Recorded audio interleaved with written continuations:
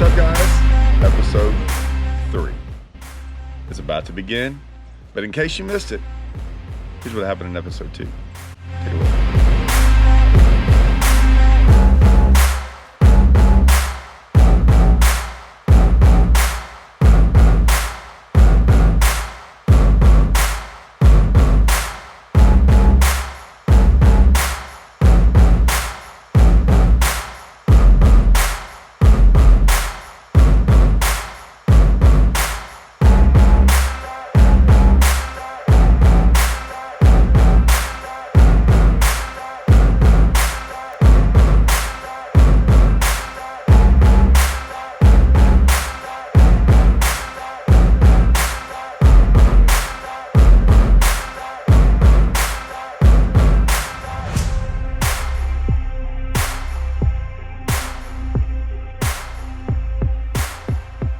Alright guys, episode 3.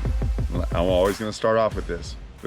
If this is your first time watching, I highly suggest going back and watching the first episodes. If not, you're going to be a little lost. You're not going to really understand what's going on, man. This is a whole series, man, on what's going on. And you kind of have to see it from the beginning on how this is about to unfold. Now, I just got off the phone with Hallman. And he said he had watched the first couple episodes. And it was funny. Me and him had a little talk. I've read some comments, and he said, "Man, it's really good." He knows how I'm making this. He said, "Hey, let him know that you don't have all these done. Like you're making them as we go along." I'm glad I did it that way, and he is too, because I get to hear y'all's feedback. So I'm gonna go a little bit different direction in this episode and explain some things, maybe for some guys that kind of maybe still haven't understood exactly how I'm doing this. So here's the deal. When we talk about fishing, I know there's so many things that guys think they're gonna learn something because they see a technique, right? So there's all these technique videos on YouTube. Hey, this is how you throw this, and this is how you throw that, and this is where you do it. Once again, and I'm gonna say this over and over again, that's really starting at the end, okay? That's the end of the process. You might think it's the beginning, but it's really not. It doesn't start there. It starts way before that. That's what I'm trying to show y'all. I know there was a comment in there that said, "Hey, I like the series, but I'm really not learning much." Well, you might not learn much if you just watch one episode. The reason you're going to learn is because you're going to see all of this put together, right? If all I did was just show you a technique, that's great that you know that technique, but I promise you, you're not really understanding when to go do it and why to go do it and all these things. I might tell you, but this lake compared to this lake, compared to this lake, compared to this time of the year, all these different things, all I did was show you one technique in one lake at one specific point on when it works. So I'm trying to show you how to take everything into account, okay? And then apply that. So yes, you might not understand or learn anything at that moment of this episode, but when you start to put all this together, you should be able to look back and go, "Wow, I can't believe he did that," or "Wow, I can't believe that's where it went." Because I'm telling y'all, it's not gonna go where you think it's gonna go. We are not going to fish based on what happens in practice. Everyone thinks you do. The reason everyone thinks you do is because they see, once again, the final product. They didn't watch how your practice went and how you failed a whole bunch or found this or found that and it didn't work out and you had to adjust. They just see, they don't even realize you adjusted. They just see, oh, this guy's catching them. All the other stuff is what mattered for him to adjust to make that catch. That's what I'm trying to show y'all, is the adjustments we make. So yes, right now it just looks like I'm catching a couple fish here and there. You will start seeing the adjustments as and when the tournament starts, okay? Now, secondly, another guy asked me, "Man, this is great. I wish you would incorporate more graph stuff and all this." Guys, old school is how I fish a lot of times. We're gonna throw in some new school here in the next episode or two. So don't worry, that's coming. But old school shows you so much. It's right here. And I commented back to him. He's like, hey, how did you find those brim beds and perch beds? What about that road bed? What were you looking for when you were graphing around? I told you, didn't really know what I was looking for. The road bed? No, man. I'm always, while everyone else has their eyes looking at live scope, my eyes are on the bank. I saw this road coming off the shoreline. It was kind of, it's on the map a little bit too, but I can see it from the shoreline. I can see it running across the lake. I find road beds all the time in the middle of timber because I'm always looking through timber, looking through lanes, trying to find a lane that runs through the timber. It's very hard because if you blink and as you're idling by and you look at, you'll miss it. Because think about that. It's hard to see those lanes. So the grass, I'm not finding any grass on my sonar. I'm not side imaging it. I'm just looking. I'm looking down, going down the bank. There were some things I put in there, in my opinion, I didn't really want to put in there. One was that going down the bank deal. Like, I just picked a bank and went down it. If it was this easy, and that's what they show you in magazines and TV and stuff, that road bed going by the point, that was obvious, right? You got a point, it shows a road bed, it's right there. It's why I didn't fish it, because it's so obvious everyone was going to hit it. Was it good? Probably. Maybe. It was okay. But only one person probably really got to fish it. So if it's that obvious to see on a map and to see here and to see that, you know, doing certain things that are like, well, what were you looking for? Sometimes I stay away from those. What I looked for is, hey, there's a mile or two of bank that basically looks contourless. Okay, and what I mean by that is there's nothing special on the map, there's nothing special on the bank, but all it takes is one little thing that you really have to come across fishing. You're not going to be able to see it on your graph, you're not going to be able to live scope it. You just have to go old school and go down the bank and look. I find a lot of my stuff that way. Whether it's a patch of grass, whether it's some random big stump or a log that's right underneath the water that no one else will find, that's the kind of stuff. So when I said, pay attention to those little things, I'm probably not gonna sit there and like harp on it, but I'll throw it in there. But me going down that bank going, sometimes I just gotta go down a bank and look. You find stuff that no one else does because everyone else wants to sit there and do what the magazines and the books and the people all tell you, which is, hey man, look at this point, look at this channel bend, look at, well great, if everyone can see that, everyone's gonna fish it. All those guys, even in the elites, the Aaron Martins of the world, right? The guys that fish so different than everyone else. You'll look up and like, why is he out there doing something different? It's because he didn't go by the textbooks. He went and did his own thing. That's how he fished. He looked at it differently. Just because all these things tell you to do one thing doesn't mean they're always right. I've been saying this on my YouTube channel forever. Doesn't mean they're always right. It's right. It's what you figure out. And if it catches fish, I don't care if it goes against everything you've ever heard about fishing. That means it's not wrong. So, clearing that stuff out. Now, after all that, if you start looking at it from that point of view as we move forward with this series, and like I said, I'm gonna show you everything. That's what I have to do. Imagine, it's like that puzzle, right? Got to flip over all the pieces first before you ever start a puzzle, right? You flip them all over, you get the border, and then you work around it. But you got to flip over all those pieces before you can't just all of a sudden put pieces together when they're turned the wrong way. I'm showing you all the pieces, right? I'm turning over all the pieces for you. You can see every single fish, where I got them. Then we're going to start putting that puzzle piece together. But I hadn't really started putting it together yet. Catching fish, yes, but not how it needs to go into a plan. Y'all are still with me on that? Let's get going. We had gone down there and planned on me and Brent fishing out of both boats by ourselves. After day one, we talked. I didn't say anything till we got back to the camp, and I was like, hey man, what do you think about us fishing together? He's like, God, I'm so glad you said something. The reason I brought that up to him was this. I've said it before, we weren't going to fish everywhere on the lake. We had a section of the lake we thought was where it should be one at, and that's what we were gonna go with. So we weren't out there trying to find a whole bunch of new stuff at this point. we both felt like this is Choke Canyon. We've gone over tons of big ones. We probably haven't, what we're missing is, we're missing something. We just don't know what it is, in the sense of, is it a timing thing? Is it a bait thing? Are we not fishing stuff long enough? I mean, there's so much stuff, and we couldn't figure out. When it comes to some of that stuff, pressure, you've heard me in other tournaments talk about, like the Bassmaster Opens. Sometimes you have to figure out like that bait, right? Or that style of fishing that's gonna work. Here, it was the same thing. We didn't really know if we had the right bait all the time.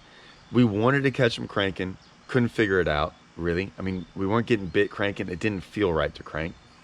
The shallow water deal, when I fish shallow, I have way more confidence fishing shallow than I do deep. So as we're fishing shallow, I didn't think we were passing up big ones. So that bothered me. So I was like, hey, we're gonna have to get together and figure out this deep bite, because I don't think you're gonna get a ton of bites deep. So at least if we're out there fishing certain places, because we've kind of figured out that you couldn't just get bit anywhere. Like, it had to be almost specific cast.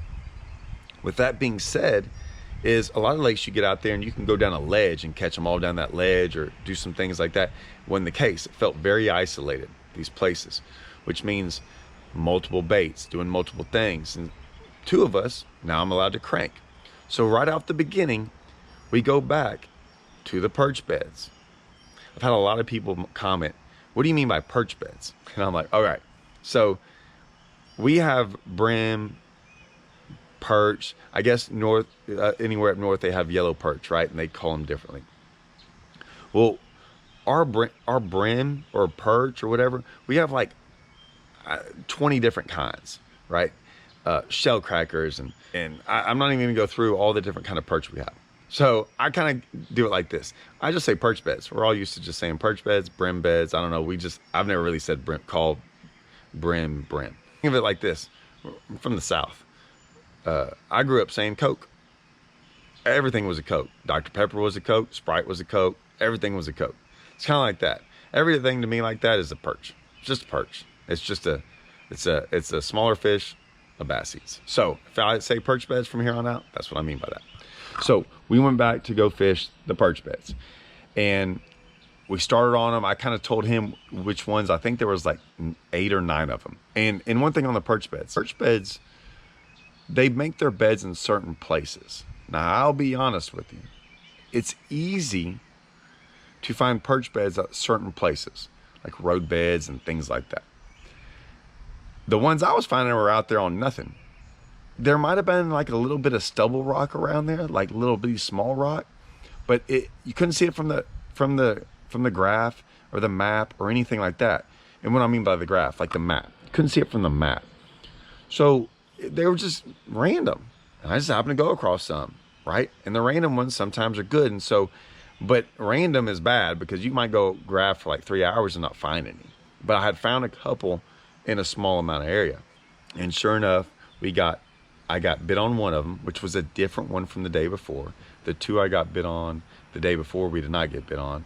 And then Brent got another bite on another one. Now, once again, I would have usually been Carolina rigging, which is what Brent did. And I was like, man, this is a perfect chance. I'm gonna break out the 8.0 and a perch color, yellow perch color, and I'm gonna start throwing this thing around. Looky there, it worked. Caught some. They weren't big ones, which is crazy because 8.0 is a pretty big bait. But here, catch one, right?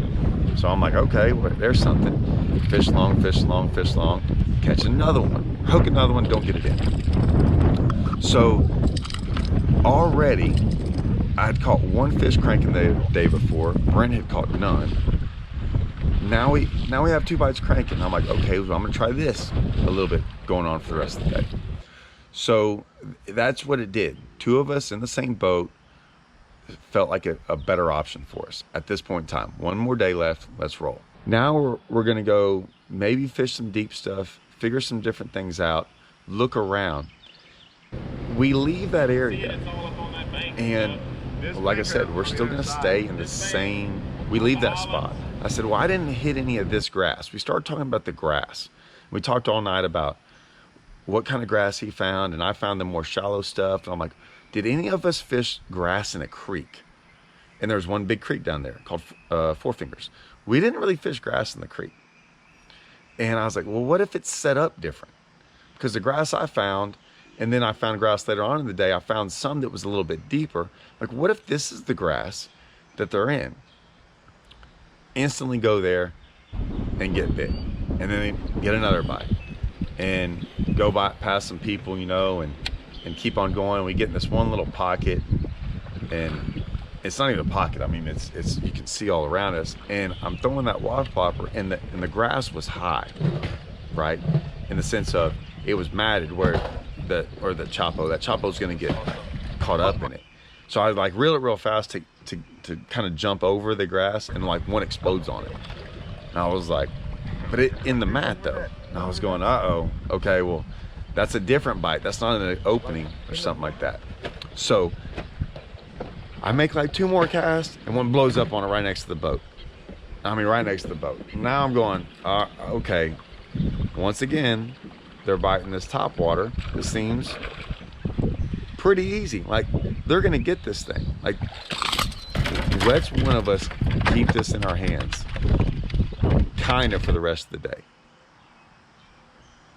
Oh, I did it all right. Let me tell you this. I'm just throwing this out there. That was the last bite I had on that. I'm just gonna throw that out there. That's the last bite I had on that. We keep going. We're throwing anything now that we have gotten bit on the day before in the grass. We go down a whole bunch of grass, nothing. Let's go to the other side of the creek. So we start down it. There's people.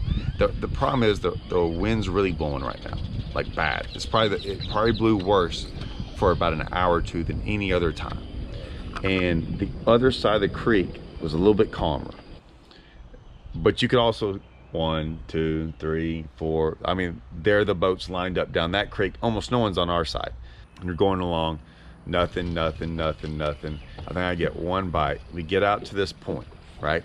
And once again, no live scope, no graphing. We're just fishing.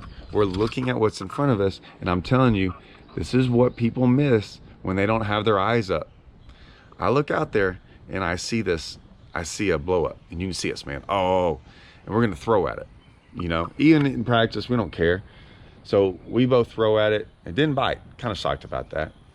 And then it didn't bite right away. But all of a sudden, Brent catches one. We don't think it's the same fish. So we kind of look out, and this point flattens out more than what we have seen anywhere else. So we're kind of taking notice of it. I'm like, man, look how far off the bank we are. And we're kind of looking around, and we see like little patches of grass, or I'm seeing it now on just regular 2D sonar. And as we're doing that, man, I look under the water and I see this pretty good gizzard shad. It never breaks water. It's right in front of the boat, and I see this like 3-pounder chasing it. And I look around, I said, did you see that? He goes, yeah. I said, something's going on out here. And so but since that point looked different than the rest of them, in the sense of it came out, I kind of got all up on it and kind of got all up on the fish, right? It felt like I kind of had messed it all up. And I was like, let's just keep going down this bank, and then we'll turn around and fish it on our way out. So we go down the bank, go to the other bank. And what do? We see alligators. We see hogs. We see all kinds of stupid things. Because Chokeem is pretty awesome. Get that thing away from me. I swear to God, I will sideswipe you. I'll show him the camera. Look at that big bastard. Dude, what is that, a python? Look at that thing. Devil. That dang devil snake. Fuck you, snake. I'll put some mayonnaise on that. Don't you put him in the boat. He's dead or something. He's dying. God dang, it's thick, dude. What is it? I don't know. What he is needs to be back in the water where he belongs. Let nature run its course. We get done with all that. We go back to this point. And I'm like, okay, I'm going to throw a top water. I got all these things I'm going to throw. Brent just gets the Scarolina rig out there and bombs it out there. And I'm trying to figure out where exactly that fish blew up earlier in this, and I'm just looking at my graph and everything. He's like, hey, I got one. I said, okay, cool. And I'm throwing my crankbait and top whatever. He's like, hey, got another one. And he's shaking them off. And he's like, and I'm moving down the point. And he's like, hey, got another one. And I'm like, oh, okay. So now I'm sitting here going, what? We haven't really just thrown out there 3 casts in a row and got bit. And we saw them other ones. And so now I'm sitting here going, well, okay, well, hold on. And so I don't know. He gets like 8 bites. We fish all the way up there shallow. We turn around. I said, how deep can we get out here? And so then we started going to see how deep we could get bit. And sure enough, he's out there, and next thing you know, he gets another bite. And I said, well, what? He goes, Todd, what are we doing? Let's roll. They're here. I said, good point. So we roll. We try to look on the map. So now we're looking at the map, trying to find another point like that. We kind of go look at some. None of them were flat like that. And this one had a lot of rock on it. That was the key. But it's not something you could graph. It's not something, it was, when I say rock, it's not these big rocks. It's just hard. It's something you're going to feel with your Carolina rig. And I'm like, so we're looking around going, okay, keep that in mind now, right? Carolina rig, it wasn't the bait we were throwing, in my opinion. It was that point was good. Maybe we need to go try to find another point like that. So we start graphing around, and that's pretty much what we did for about 30 to 45 minutes, looking for another point, but nothing really set up the same. Now we're taking it all in. We might have figured out this deep deal a little bit, like let's get away from the obvious stuff. Let's look for the more subtle stuff, right? Once again, that's my point from the very beginning of this. It's easy to go fish the obvious stuff at first, right? Because it is. That's what our eyes and our minds are drawn to. But now we're sitting here going, okay, this point's really not that obvious. It's pretty subtle. Let's go find some more stuff. Or let's go find some other things that don't look like that big of a deal. And there was this one big area. It was this big area of a big point. And it was a rounded point, right? When I say rounded, it's a 1/4 mile, 1/2 mile long point. And I call it a point because it sticks out in the lake. There's not an isolated point on it. And there's some trees. We can see a couple. You can't see anything else. You see a couple up shallow and then like one little stick up. And I'm like, hey, let's just kind of go over there. And once again, we're not going to graph it. We're just going to go start fishing around it, see what happens. And boy, does something happen. And I mean, it happens fast. And we'll pick up on that on the next episode. See y'all guys.